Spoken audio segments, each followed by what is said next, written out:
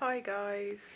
Um, it is the 31st of January today, and obviously, as you can sort of tell, things have changed quite a lot since I last posted anything.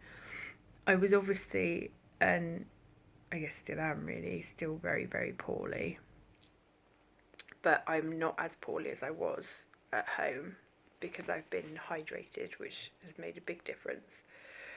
And I'm having lots of anti-nausea and anti-sickness stuff. My GP admitted me, although it wasn't actually my GP, but it was a GP at the practice that I go to admitted me for lots of reasons really. I haven't had any nutrition since before Christmas. My urine output was under what the level is that can begin renal failure.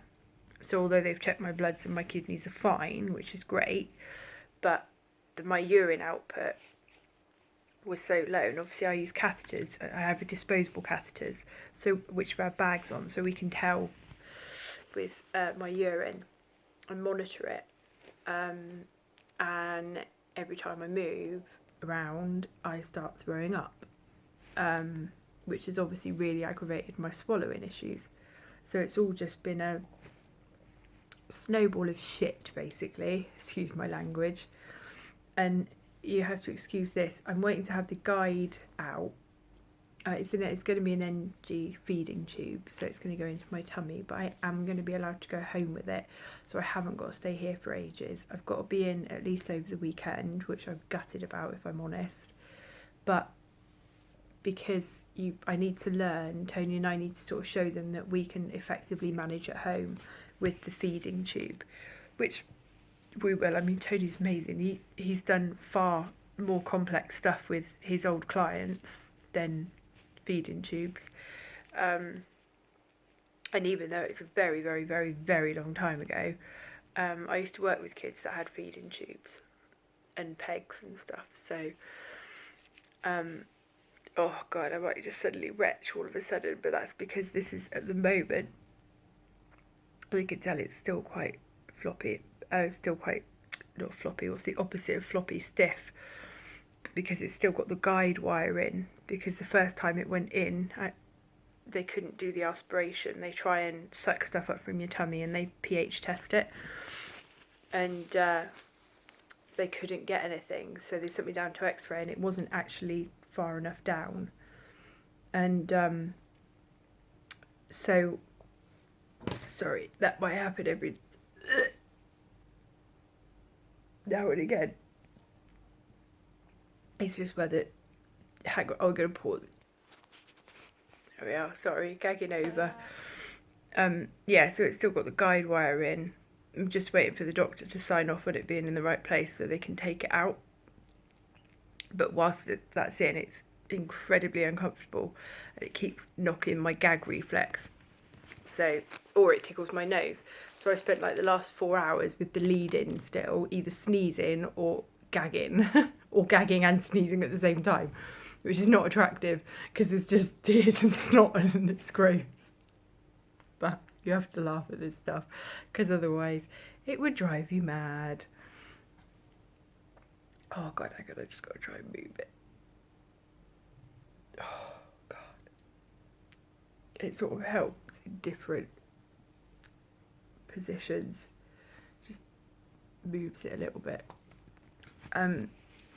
I haven't filmed since I was in hospital,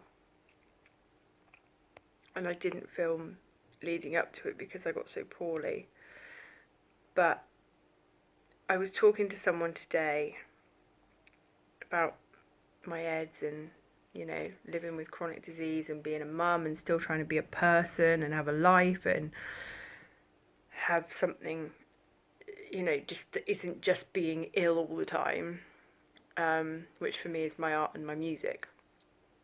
And she was telling me that she knows someone who's got a 14-year-old daughter that's just been diagnosed. And I gave her my mobile number and just said, you know, give it to her, get her to call me, get her to text me, I'll be in touch. And I think that's brought that mummy bear warrior out in me, because I met a consultant yesterday that had never heard of EDS and told me that this was a storm that I just had to weather.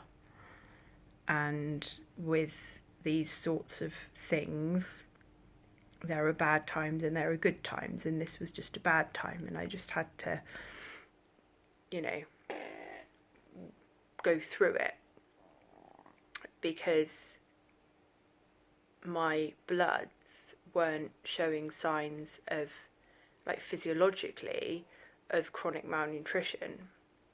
And I spoke to the nutritionist after, and I said to him, I was like, but what about standard of living? Because I have no energy, I can't get out of bed, and I think unless you've experienced that level of fatigue, you cannot explain it to anybody, because it's fatigue that becomes painful. It becomes painful. Like, you do stuff, and for me, I would try and get up and do stuff and throw my guts up, just start vomiting uncontrollably, and that's not good enough. And I said to him, what about my quality of life?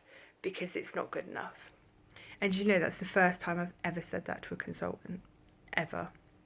And I don't know if it's because I'm getting older, I don't know, but there is this, like, stirring in me that I feel like it's not good enough that you can go into hospital and somebody's not heard of your disease and judge you for it, almost, you know, because that's how it feels. And just, like, write you off, well, because it's a chronic disease, that's, you know, that's just your lot. You've just got to, you know, that's just it. You've just got to live with it. You've just got to go through it. When actually we all deserve to be living the very best quality of life that we can. And quality of life actually needs to be a really important step in dealing with somebody's physical health. Because without good quality of life, you then obviously start to have mental health problems. And that opens a whole new can of worms. So I thought, no, I'm not. I'm going to do this. I'm going to, even though I'm in hospital, and I always feel very vulnerable in hospital, and I always completely lose my confidence in myself in hospital, which is why I was so amazed. I mean, to be fair, I was in floods of tears at the time, and that made me really cross, because as soon as you start to cry, it always feels like doctors just shut down as soon as you start crying, and they stop listening, and just sort of write you off as this irrational, you know, depressed person. And, you know, and it's not that you've got depression, it's that you're fighting for your quality of life, and you're bloody fed up of being turned away, and turning up at doors and knocking and being told to go away, you know. So I wish I could have sort of done it calmly and all together, and I didn't. I burst into tears. But I said it, and that's the main thing. And if enough of us oldies say it, and I can't believe I'm now referring to myself as an oldie, 30 in a couple of months, that the younger generation won't have to go through anywhere near what we've been through. And that is the goal. Oh, sorry, that hurt. That's the big goal. That's the reason I switch this camera on every time. I think about somebody younger than myself and the road that they've got to travel so far yet, you know. And if we can change it for each other, we have to. We have to. We owe it to our community to change it.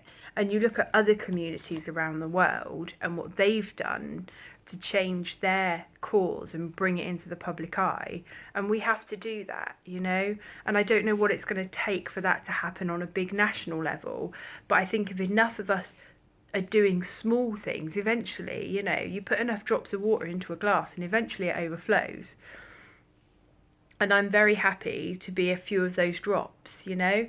And I have had several personal messages from people that always really touch me, to say sort of how much my videos have helped.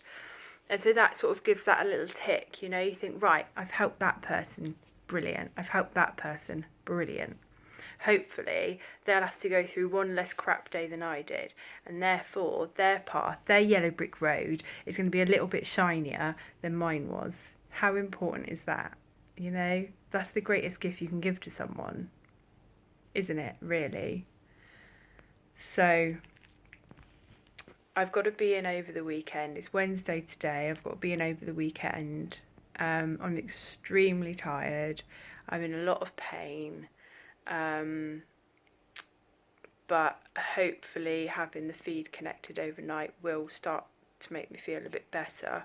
And hopefully I'll keep it down, because just because it's going into my stomach doesn't mean that it's going to stay there. So hopefully this will be successful, but we'll have to see.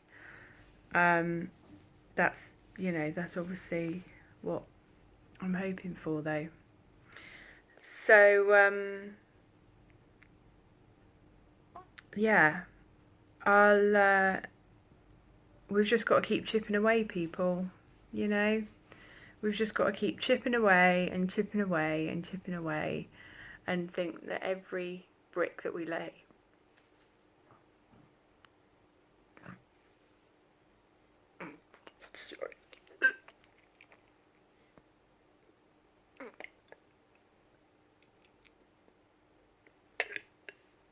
sorry.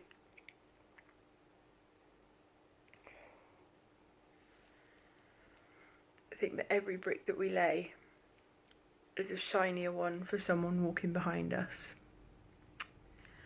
So I love you all lots, and like we say, or like I say, no zebra left behind. We'll keep them all going. We'll get them all to the finish line in the end.